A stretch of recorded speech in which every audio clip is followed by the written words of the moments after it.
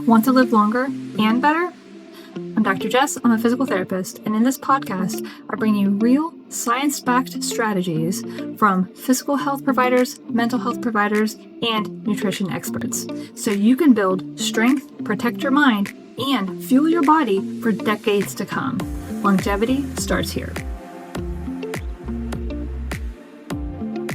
Balance between a lot of different things. So in today's episode, that's exactly what we're going to be talking about. Is the one underlooked key is balance for living a longer, healthier life. And today with me, I've got John Propes, my co-host, who stands by my side every single day running my office and big time believes in everything that we're talking about here. Absolutely. Longevity is a big part of everybody's life, and we all need to understand how we achieve that to help better move forward. So when we think about longevity, why is balance more important than just focusing on one area? So when we think about longevity, it's not just about, do I look a certain way? Longevity is honestly, how can I make sure I have enough movement in my day, my week, my month to keep my organ system strong? Am I eating well enough to be fueling my body and keeping hydrated as well so that my organ systems are running how they really could run at an optimal level? And am I keeping my stress levels in a balance as much as I possibly can to keep that mental health in check? And then am I also recovering on a day-to-day basis?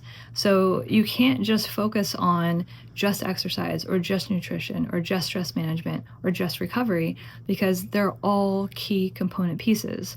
So if we think about an orchestra, when you've got all of these instruments playing together, it creates this really beautiful sound. But if you've got the saxophones going a little bit nuts and then the flutes are like, you can barely hear them, it seems it's like you're just almost put off. This actually hurts. And that's what we're doing to our bodies when we don't achieve that balance, is that something hurts, something isn't going to function well. And so if we really want our bodies to do what we want, which is age well so that we live a long quality life, then we need to think about it as an orchestra. So it's everything is able to jive like it's supposed to and really get that nice, beautiful output, which is our physiology. So as a provider who sees patients day in and day out, what are some of the things that you've seen when people overinvest into one area, like fitness or nutrition, and not balance everything together? That's where, so if someone's seeing me, something's not going well. That's why somebody comes into the office. And so I see people when there's breakdown. And so I see a lot of athletes. I treat a lot of different things. So I've got an oncology program, we've got movement impairment program, and then we've got athletes and things like that as well. And so if we look at athletes as an example of people that really put a lot of effort into whatever sport that they're participating in, then we get injuries and breakdowns. And it could be something that was preventable. It could be something that was really just an overuse injury or an imbalance in the muscular system with how everything needs to function as far as biomechanical chains. And so it leads to breakdown. If we just focus in on nutrition and then we don't focus in on other things, then we're going to have strength deficit. We're going to have potentially higher stress levels that are difficult to manage, so it can affect interpersonal relationships. We're not focusing maybe on recovery, and so we're just depleted on a day-to-day basis instead of feeling better. And so it's when you put all of your eggs into one basket and hyper-focus, other things are going to break down. That's just what happens. Is there a such thing as a singular magic pill for longevity? No. It would be great, right? That would be the easiest way of living a nice, long, healthy life, is we take this pill and it does it for us, or it's one special movement that everybody should do and all of a sudden they're going to be 90 and happy. It doesn't work like that. Our systems of our body, we've got our nervous system, our lungs, our heart, our organs, all of them need to be supported, and how they're supported is in different ways because they function in very different ways. We're very complex creatures when it comes down to it from a cellular level, which is amazing and awesome and needs work. So why do you think it's so tempting to chase things like that? Well, because it's the easier scenario. You don't have to feel like you're so divided. You can hyper-focus on something that you can control. Because as humans, we love control. We love when it's like we can predict what's going to happen. This leads to this, and it's like, as long as I do this, I'll get this outcome. And the reality is that we don't have control. It doesn't matter. You could do everything perfect and you could still end up with cancer, right? And that feels very like, oh, that's uncomfortable, and that can produce anxiety. And so it's, instead of getting comfortable with uncomfortable and not being in control, it's much easier to have a false sense of control so that we can hyper focus and put our energy there. And that comes down to the mental health part of really living our lives and being okay with not being in control. So there's no magic pill, no magic bullet that we can chase. So what are some small daily habits that we can do to help balance our lifestyles? So it just comes down to really accountability. And so trying to hold yourself accountable to things that are going to be helpful for you. And because we all need that. I need that. And I really try and live and breathe this every single day. And so when it comes to accountability, you can use a person to help hold you accountable to whatever it is that you are trying to be more consistent with. So it could be exercise, it could be what you're choosing to eat, it could be utilizing stress management techniques and reporting to that individual if they worked or didn't work. It could be something where you hold yourself accountable via a journal. And so at the end of the night, maybe you write down, how did you do with whatever it was that you were trying to be more consistent with, so that during the day you're gonna write down either what you want to write down, which is like, I crushed it, or you're gonna write down, well, I didn't crush it today. Well, then identify why. That's just the learning opportunity there. Other ways that I hold myself accountable is I set alarms and reminders. Honest answer, I have a bedtime alarm. I am a night owl. I can work well into the night and I can hyper focus, and it's not good because then in the morning I am just crushed. So I have an alarm that is like, hey, bedtime is in 30 minutes. And then the next one is, you need to be in bed. And it helps me say, that's my 30-minute warning. I need to start wrapping it up. Because at the end of the day, if I don't recover, I'm no good to anybody. And so it's really like, you've got to focus on recovery. And that's a huge challenge for me and something I actively work on. And then the other thing is really just thinking about, how can you use visual things during your day to help you put things forward? So as an example, I love plants. I have plants all throughout my office. And so when I look at a plant, I take a breath, and that's my cue. Take a breath, check in, say hi to that plant, which is a grounding technique. And it's a way for me to think, ooh, was it hard for me to take that breath? I might be feeling kind of tense. And it gives me that pause in the day to say, check in with yourself. Are you getting ramped up, or are you totally good?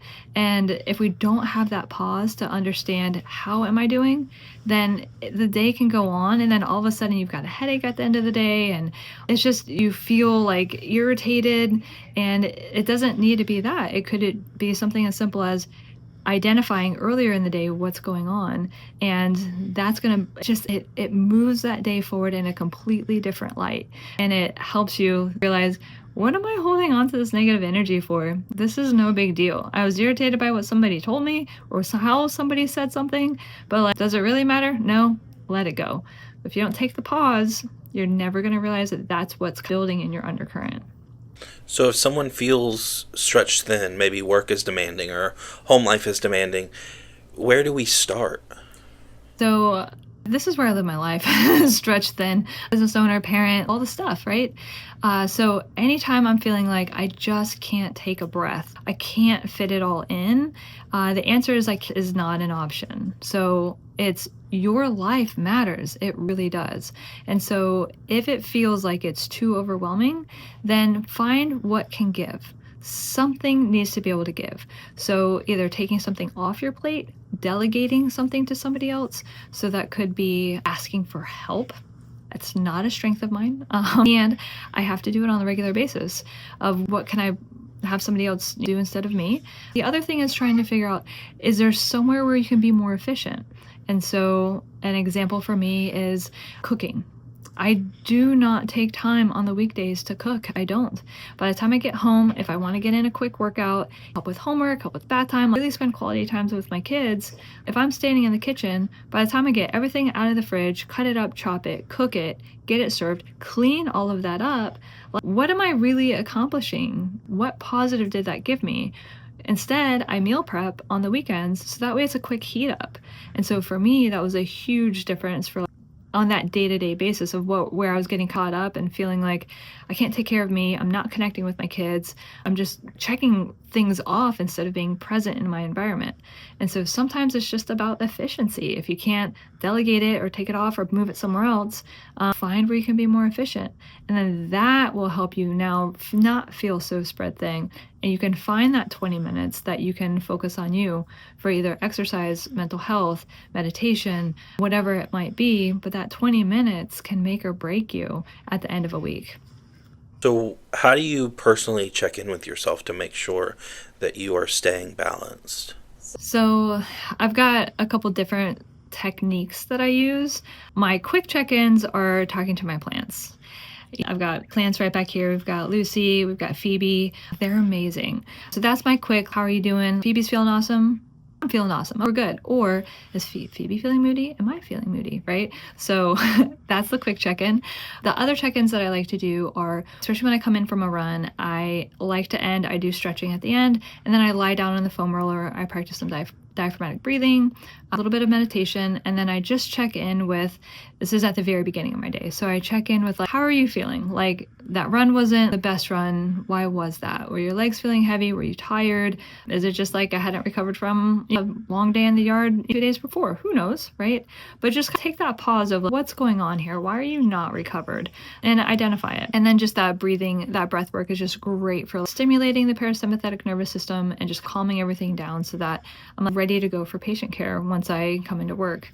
And then at the end of the day, I do a similar type of check-in. So before I go to bed, I do just like some guided meditation, and I like to check in of how are you feeling? At the end of the day, if I'm trying to lay down and breathe and I'm like all tense, whoa, there's no way you're gonna sleep well if you're like carrying the day with you and then you're like, come on, fall asleep, let's go. It doesn't work. We've got to have time to process, what am I still holding on to? What am I anxious about? What am I upset about? What am I worried about? And see if I can make some sort of a plan. Not that I have to have the answer right now, but do I have time in my day tomorrow where I can focus on a solution? And if I can say, I'm going to earmark 8 to 9 to be able to focus on whatever this is, then I can fall asleep knowing that I've got a plan in place. So I really try and have multiple checkpoints that I do consistently, which helps me be able to find that balance and identify, just pause to identify what isn't jiving well. Because if you don't pause, you'll never identify it unless it's like a raging fire. Absolutely. So the moral of the story is when we're talking about longevity and really trying to live that longest, healthiest life, when we think about balance, it's not about necessarily juggling, where we're just like frantically keeping everything moving. Think of it more as the orchestra. It's a finesse. We're kind of got a little bit more of one thing, a little bit less of something else, and something else comes in a little bit more, and then something else comes out. And so it's just constant ebb and flow of how much energy we're putting into our movement, our nutrition, our stress management, and our recovery, and it's never perfect. It's never like one thing is spot on and you never have to focus on it again. We're constantly having to check in to see, is this working? Is it not? Am I feeling good? Am I not? Is this recovery working? Am I not? And that's the actual answer, is that you're always growing with it. You've never mastered it. And that's the beauty, is that you're not in control. You're going to make mistakes. And that's how you learn, and that's how you grow. And then you can start sharing that growth with others in your life, and then help somebody else, and then learn from each other. And then now that's where it becomes really beautiful, because as a community, we can actually get stronger and healthier together.